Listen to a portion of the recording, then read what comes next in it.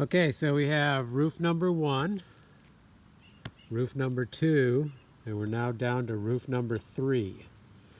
And you can see they tried the eaves trough on this one also. So here's my problem with eaves troughs. First of all, this thing got broke off years ago. And not really surprised because something coming off here could take out any eaves trough.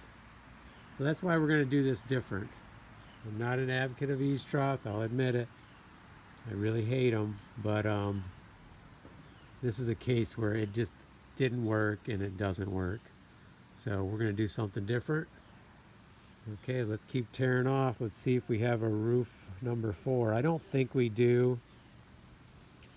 I think what we have is the first roof, and I noticed this on another building.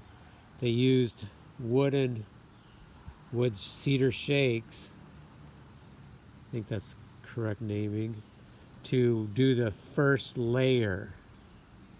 So it gives you some support for the overhang. And then after that, it's just asphalt. So let's see what we have. But I'm pretty sure that's what we have, because I know that's what I had over there on that building when I tore that off.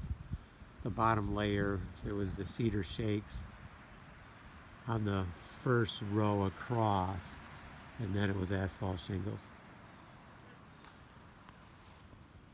And these would have probably been done the same time, because this was slate at one time.